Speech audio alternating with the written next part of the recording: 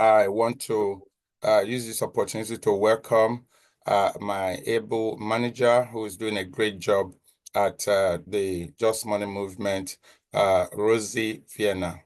Thank you, Rosie. Thank you so much, George. And thank you for having the vision for tonight's webinar and for hosting it.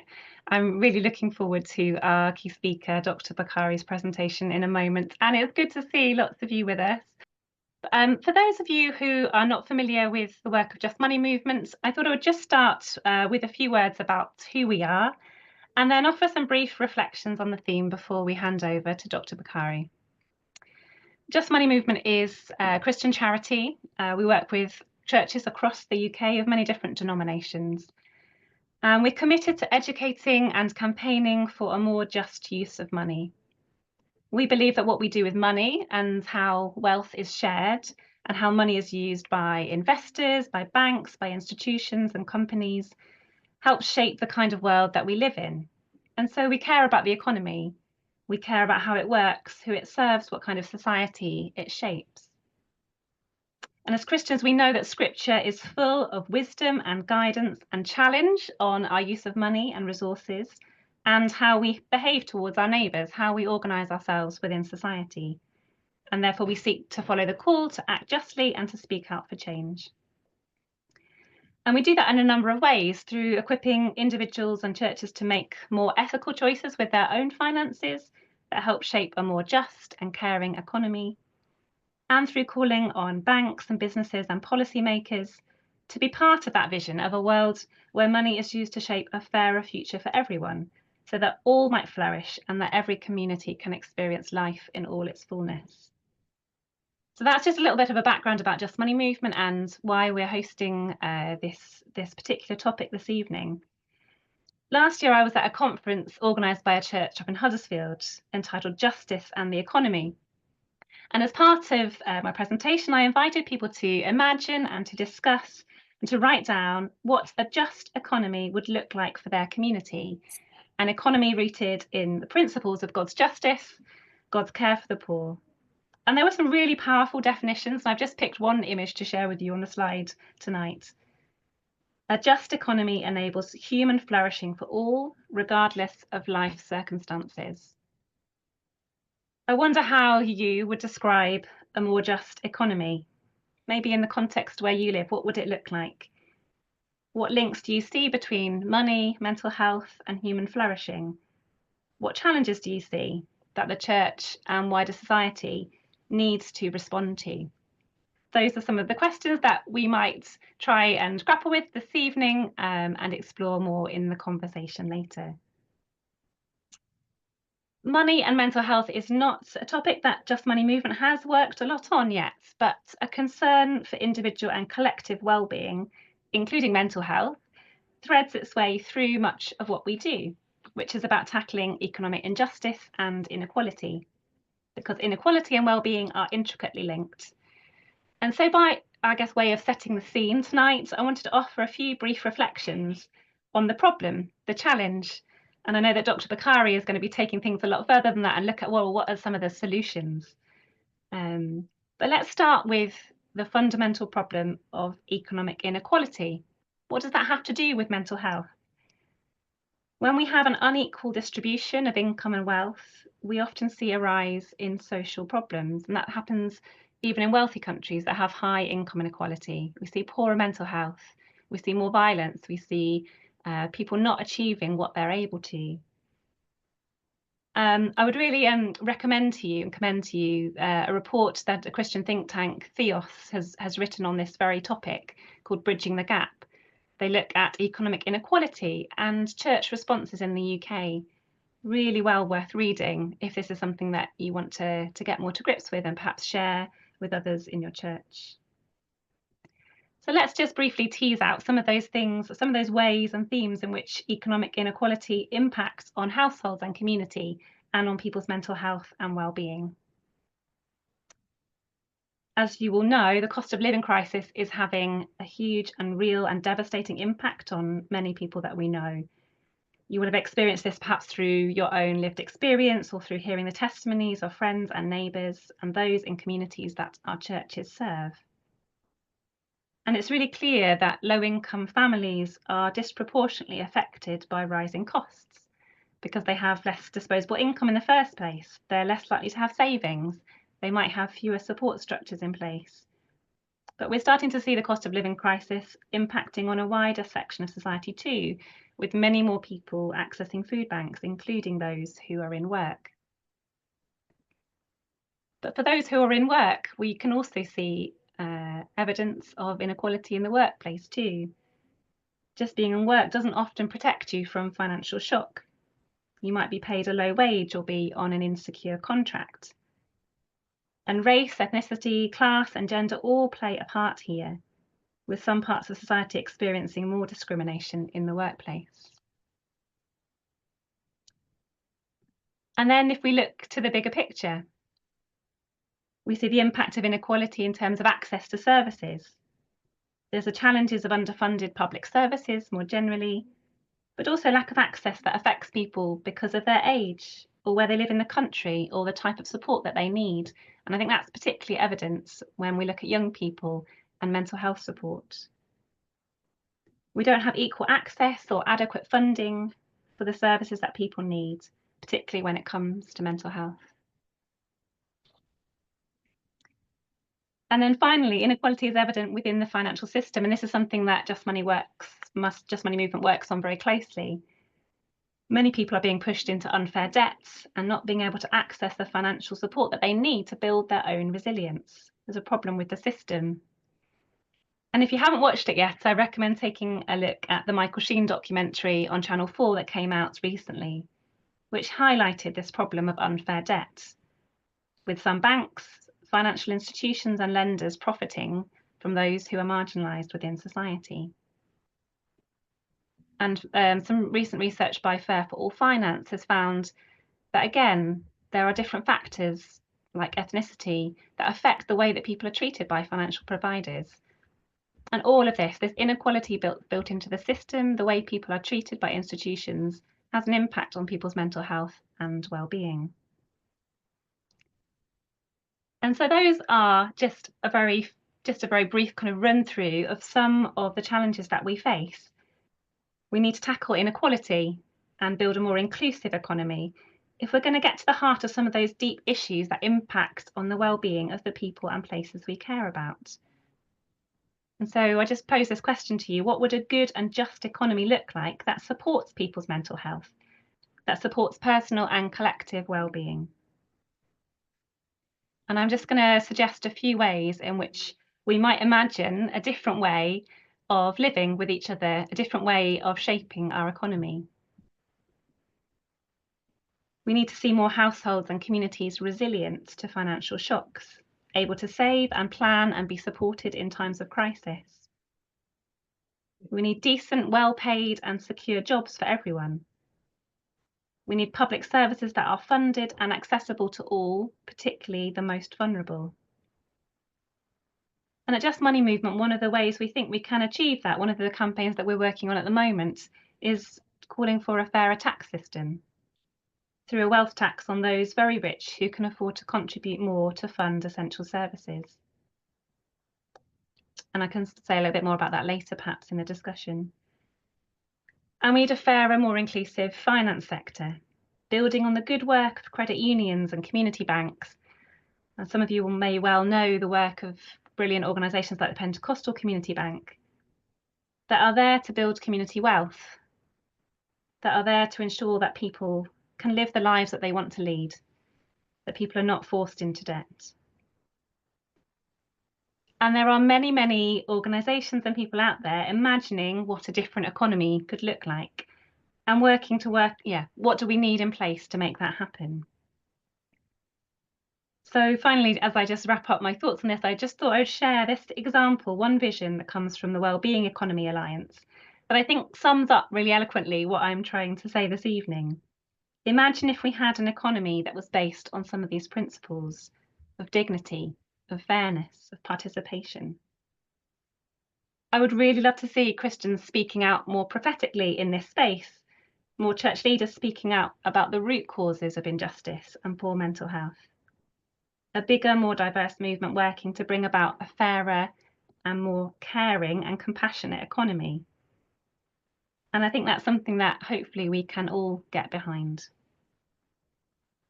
So we may circle back to some of these ideas at the end when George and I host some Q&A and discussion, and we'll talk a little bit about how you can get more involved in the Just Money movement and share some resources and links that hopefully you can take home with you and share with others. But for now, I'm going to hand back to Pastor George, who's going to introduce our key speaker. Oh, thank you so much. Thank you, Rosie. That was wonderful. Like Rosie has pointed out, that was just an introduction to the Just Money movement, what we do. For those of you that don't know, my name is George Amadi, and I am the movement builder for Black majority churches with the Just Money movement. And Rosie is a manager in Just Money movement there. And today, I want to appreciate our speaker today, our keynote speaker who is here, and I'm going to be introducing him. And after his speech, we shall be taking a Q&A, a question and answer time. So if you have any questions, please feel free to write them down, note them, or send them at the comment section, and we will be able to deal with them at the appropriate time. Today, I want to start by saying that the keynote speaker, number one, I'm going to say a lot about him, but then first of all, he was my lecturer when I studied theology at the University of Roehampton via the Christ the Redeemer College. And he was one of the top lecturers, one of the people that impacted my life.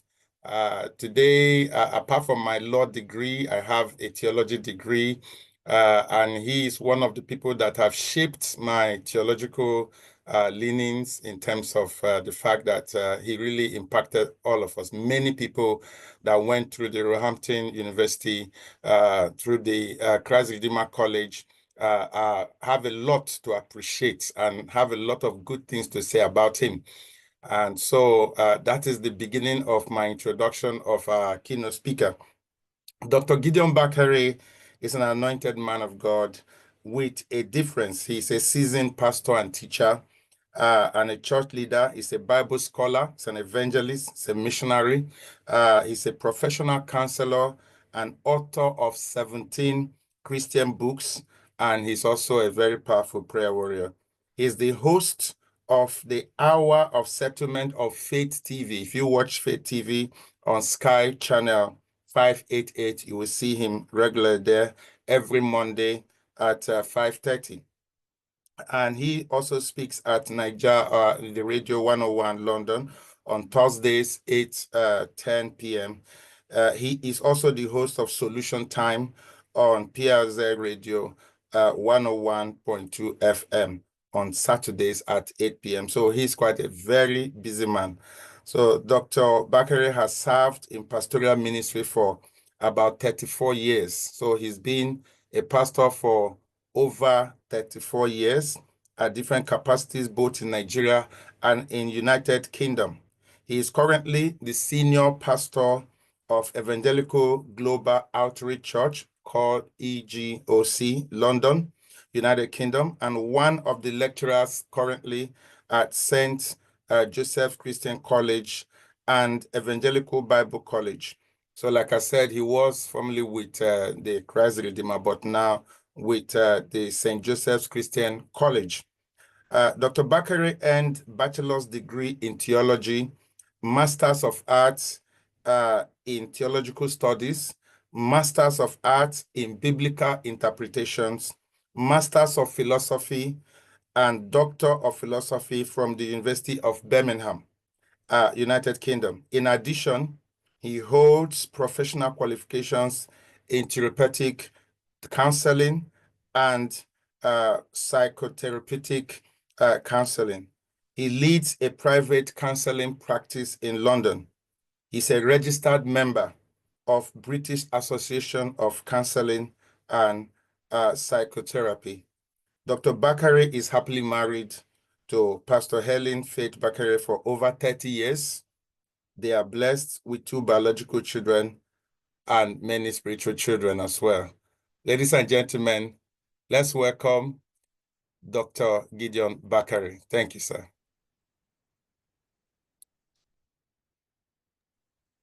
Good evening, everyone. Thank you so much for having me. And thank you, Rosie, for the presentation. In fact, it has made my work easier. And because of that, I will try and possibly jump some statistics that I have here, because I believe with your research, with your movement, you probably would have more to say in terms of the current data. The title that I've been given is Economic Deprivation, Mental Health, and Possible Solutions in the Black Community. When you look at this topic, it is important for me to mention at the beginning that this topic given to me is wide, and we cannot address it comprehensively within this little time. Nonetheless, what I intend to do briefly is to define economic deprivation, discuss how it affects mental health, and focus more on possible solutions within the Black community in UK. Let's look at the meaning of economic deprivation and few statistics in the UK. According to Pew and Wong, economic deprivation is a condition in which individuals or households struggle to meet their basic needs. It can be a state in which individuals perceive that what they need or are entitled is ignored or denied. Some scholars have argued that deprivation can be relative. As you move from one place to another, a poor person in the UK is a rich person somewhere in Asia. So it is a relative thing, but you look at the situation in the light of the environment where you are. As mentioned in the 2020 report from the Institute of Race Relations, there is evidence of poverty and deprivation among the Black community across the UK. This research findings shows that more people from Black, Asian, and other minority ethnic backgrounds are likely to be in poverty than their white counterparts. The Joseph Rowntree Foundation also reports that 6 million of the very poorest people in Britain would need to have double their income for them to move above the poverty line. According to the BBC report, on the 9th of October 2024, a record of 3.3 million people, including 1 in 5 children, are facing hunger and hardships in the UK. I can only imagine what the current data would be given the current global financial crisis. The implication of this is that the rate of hunger and hardships is highest for people living within the Black African Caribbean, Black British families. This deprivation is manifesting through hunger, persistent low income, high unemployment rate, homelessness, debt, terrible housing condition like mold, damp, and the rest of it, and inability to even heat their homes during winter time. And this poverty can cause financial hardships, environmental degradation, mental health illnesses, antisocial behavior, family disintegration, and physical health challenges. I do a lot of work with couples, and I've seen this playing out again and again. Now let's look at the meaning of mental health and the statistics in the UK. The World Health Organization, WHO, has defined mental health as a state of well-being in which every individual realizes his or her own potential, can cope with normal stresses of life, can work productively and fruitfully, and is able to contribute to her or his community. There's no time for us to do some deep analysis of this definition. This definition may not cover every aspect of mental health and well-being, but it offers us something to reflect on as we come to terms with this topic. And like Rosie shared earlier, since the COVID-19 pandemic, our world has not remained the same again.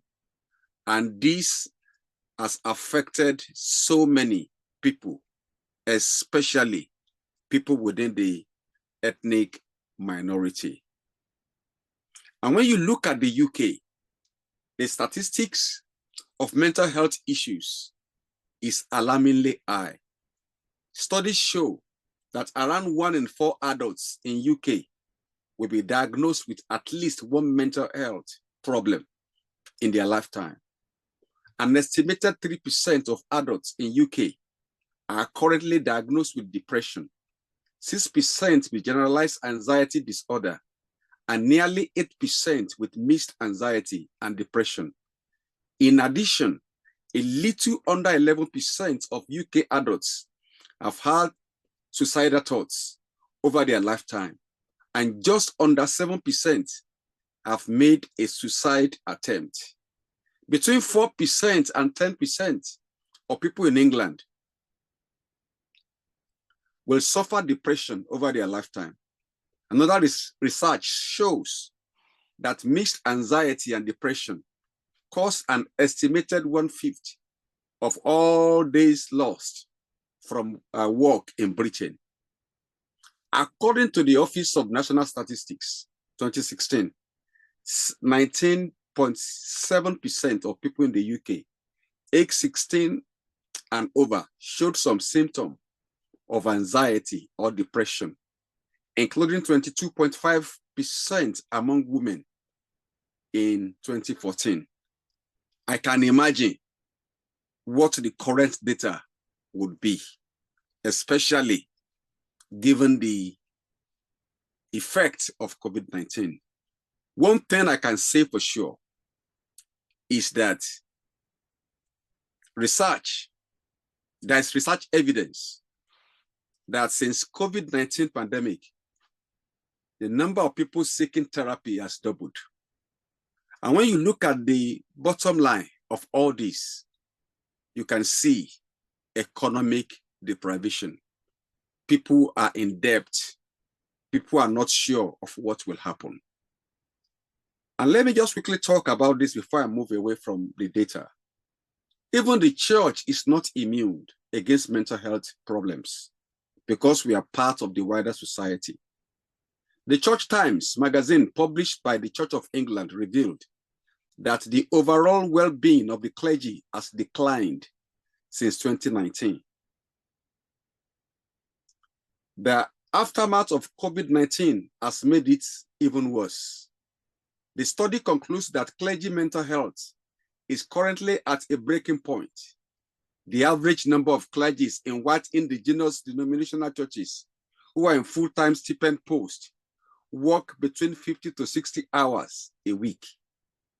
And even some end up pastoring 2 or more churches at the same time because they live in local areas. Some of them have expressed the fact that they are tired as far as the work is concerned. And when you look at the Black community, the situation is even worse. In my experience, from personal experience, and from what I see among Black Pentecostals, they suffer more than their white counterparts because some of them work full-time as pastors and they work full-time somewhere And at the end of the day, it's like doing 2-3 jobs at the same time, just to be able to survive. An average percentage of Black Pentecostal pastors are on their knees, almost at the point of burnout. The significant number of Black pastors who have died, there's a significant amount of Black pastors who have died prematurely, in my view, of multiple complications. Some are currently on their sick bed.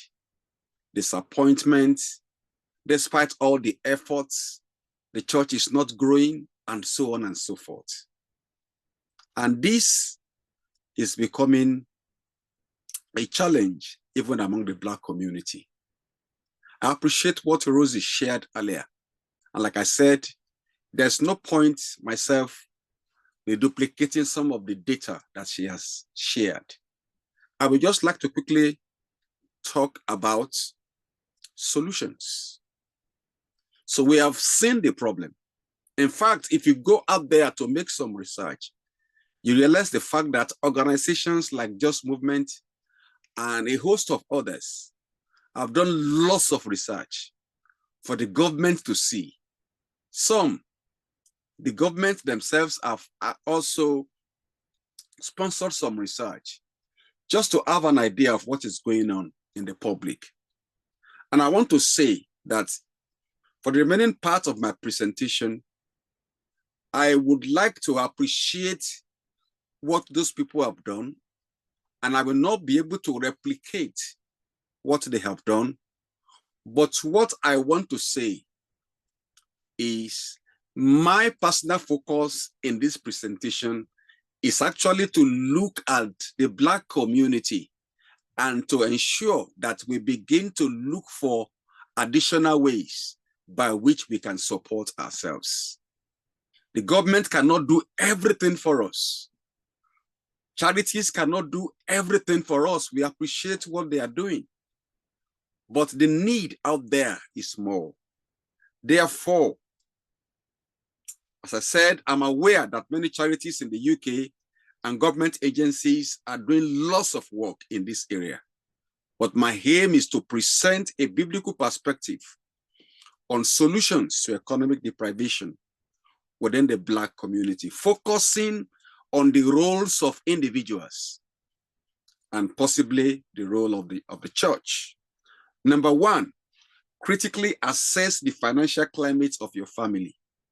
You must be able to ask yourself some honest and critical questions. How did I find myself in this financial mess?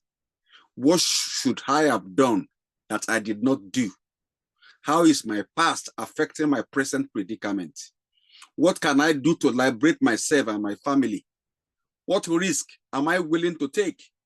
The answers to these questions for different people may differ.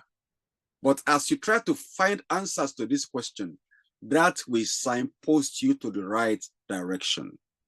Number two, put absolute trust in God. This is about leaning on God for supernatural provision. It is also about hoping for supernatural turnaround, that your tomorrow will be better. Moses warned the Israelites in the wilderness, but remember the Lord your God, for it is he who gives you the ability to produce wealth, and so confirms his covenant, which he swore to your ancestors as it is today. We can see this in Deuteronomy chapter 8, verse 18. Abraham relied on God to transform the desert to a land flowing with milk and honey. Genesis chapter 13 from verse 14 to 18. Isaiah relied on God when the Philistines attempted to waste all, Isaac relied on God when the Philistines attempted to waste all his efforts. You can check this out in the book of Genesis 26 from verse 12 to 33. So what I'm saying is that God can transform where you are right now. Others may call it a desert. Others may say it is unproductive, but God can turn it to a fertile ground and make it productive. Number three, mind your own business. This is about avoiding unnecessary extended family responsibilities and expenses. Those of us who came from Africa, people believe that we can sort everybody out. And after we've done that for so many years, we are not still able to sort them out. Many Christians are bringing upon themselves unnecessary expenses and loads that God has not called them to carry. They want to respond to every need and fix all the problems around them. They eventually realize that before they sort out one problem, more problems are already waiting for them to be resolved. So there's need to reflect on this. You can find a Bible reference for this in 1 Thessalonians chapter 4, verse 11 to 12. Number 4, avoid financial comparison and competition with other families. And I see this a lot among Black people. Because my family friend bought a car, I also want to buy the same car, if possible, something higher than what they bought. According to Theodore Roosevelt, comparison is the thief of joy. Competition is one of the factors plunging many families, Black families, into financial crisis in our society. You must acknowledge that your family is unique. Do not compare your family with other families around you. It will only frustrate you and make you think that God has not done anything for your family. Check this out in Philippians chapter 2 from verse 2 to 4. Always remember that God has a plan for your family. And the plan that God has for your family is different from what he has for other families. Number 5, work hard. It pains me when I see some people within the ethnic Black community being lazy. Even if you don't get the kind of job that you are looking for, start somewhere. The world needs wives and women that will match the specifications of the virtuous woman mentioned in Proverbs 31, verse 10 to 31.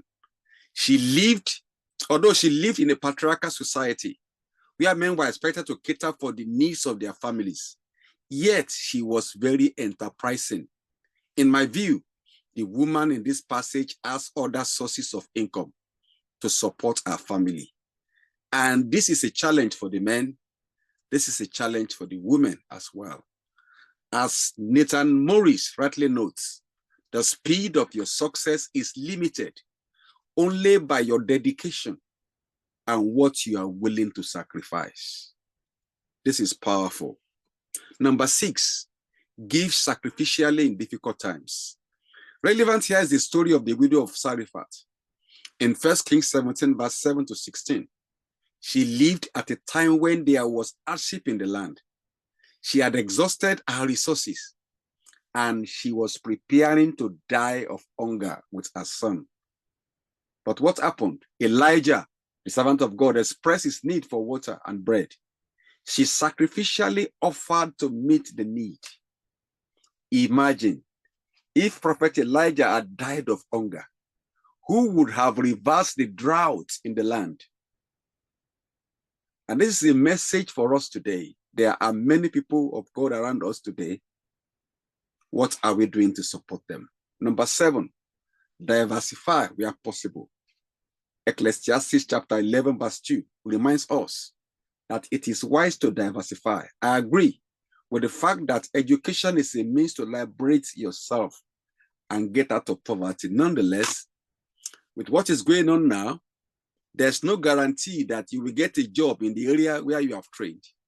So if you try to diversify, add some additional skills and use your natural talent, and you can make some passive income, maybe buying and selling, computer coding, baking, hairdressing, photography, catering, gardening, poultry, blogging, farming, and so on and so forth. Number 8, financial management. This is about avoiding accumulation of unnecessary debt. And I see this a lot among Black people. It is also about saving little by little over a long period of time. As the popular saying goes, money grows. You can imagine if you are keeping aside small amounts of money for a long period of time, you will be so shocked what you have saved. It is important for us to know that money grows. I always tell my wife, sometimes it is not even the amount of money you are earning. It is about how you are managing and spending it. Number 9, be contented. The Bible says contentment, godliness with contentment is a great gain. 1 Timothy chapter 6, verse 6 to 10. Contentment is a state of happiness and satisfaction. It means you are mentally and emotionally satisfied or fulfilled or cheerful and have peace within you and with what you have achieved so far. It does not mean that you don't need or desire more, but you have chosen to be contented. Benjamin Franklin rightly notes that contentment makes poor men rich. Discontent makes rich men poor. I found that to be very powerful. Number 10, avoid quick money schemes. Many Black people have lost significant amount of money because of this, and that's affected the entire family. There are many get-rich-quick schemes out there with the intention of robbing people of their hard-earned savings. There are some online pyramid schemes masquerading themselves as legitimate investments or marketing opportunities. They promise huge financial reward or passive income that will deliver financial freedom and help you to retire early. Some families have ended up worse off financially because they decided to follow quick money making scams and options. I always tell people, be careful with extremely high rate investment, because they also say it is high risk at the end of the day. Number 11, look after your health. Apostle Paul reminds us that human body is the temple of the Holy Spirit. We must nurture it and look after it and glorify God with it. 1 Corinthians chapter 6 from verse 19 to 20. 1 Timothy chapter 4 verse 8. Ralph Emerson was right when he said, the first wealth is health. The first wealth is health. Many of us have abused our bodies in the Black community. We do 3, 4, 5, 6, 10 jobs at the same time, just to boost our financial incomes for our family, only later to realize that health is wealth. Your health is your greatest treasure. You cannot enjoy wealth if you are not in good health. Some people are going through financial hardships today because their health has deteriorated. They can't go to work anymore. And managing their health has become expensive. Number 12, exercise financial flexibility. This is about making financial adjustments whenever there is need to do so. I love Apostle Paul's statement in the book of Philippians chapter 4, verse 11 to 12. Paul said, I am not saying this because I am in need, for I have learned to be content whatever the circumstances. I know what it is to be in need, and I know what it is to have plenty. I have learned the secret of being content in any and every situation, whether well-fed or hungry, whether living in plenty or want. In other words, Paul is saying he has learned to be financially flexible. And this is what we should be able to do. Like I said earlier, many of us Black people, we are suffering here, and we are still sending money to everyone in Nigeria, in Ghana, and other places. They believe we are okay, but we are not okay. Number 13, develop yourself. And I see this among the Black community as well.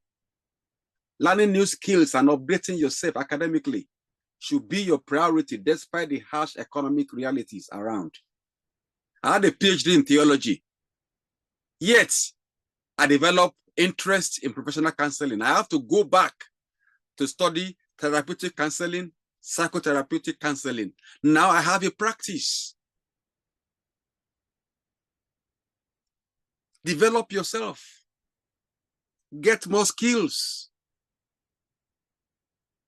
You should explore all avenues that allow you to grow spiritually, academically, emotionally, and vocationally. You should read good books and watch excellent videos on financial freedom. You should seek financial education from Christian financial advisors. They can guide you about the best investment that is good for you and your family. 14, work as a team with others. I also noticed this among the Black community. And that is why if you look at the Jews, you look at the Asian community, they are better off.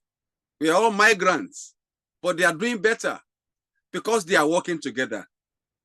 This is about unity within the Black community. Amos 3:3 says, can two work together unless they agree? Unfortunately, you hardly see a Black community working together for a common goal. There's always competition. And I want to say there's prosperity and success where there's agreement. Because of time, the last but not the least, 15, make wise financial decisions. Some Black people are making poor choices, and this is complicating their financial situations. Some of the poor choices that people make include not investing in their future, having too many children. Someone who is earning 1,500 and is having 6, 7, 8, 9, 10 children. How is he going to look after them?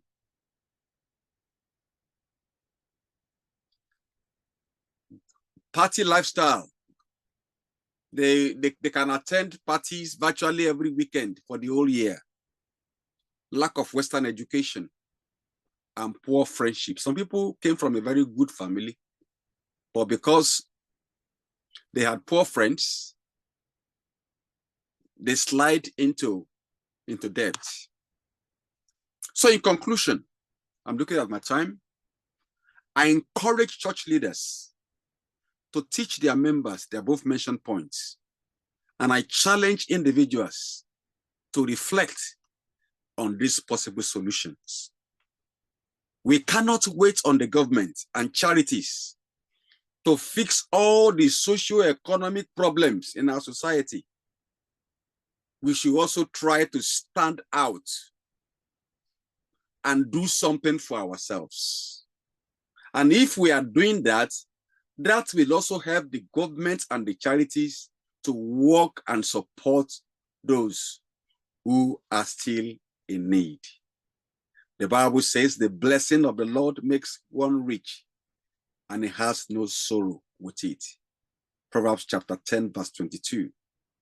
I want to say as I close, it is God's will for your family to thrive in the midst of financial hardships in the land. It is God's will for your family to move from a season of not enough to a season of more than enough. Thank you very much for having me. Wow, wow, wow, wow. This is amazing. This is amazing. Thank you so much, Doctor. Thank you so much. This is absolutely amazing.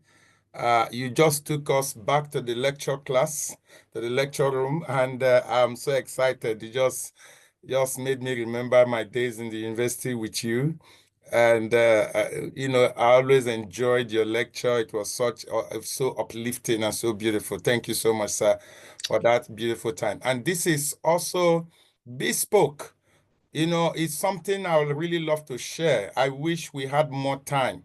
This is so rich and so powerful, so spot on, and something that will bless a lot. I'm glad that a lot of church leaders are here, a lot of church pastors are here, and a lot of church workers are here as well. People who will be able to carry this message to their families, to their churches, and to their groups. A lot of charity workers are also here. Thank you so much for this wonderful and rich presentation.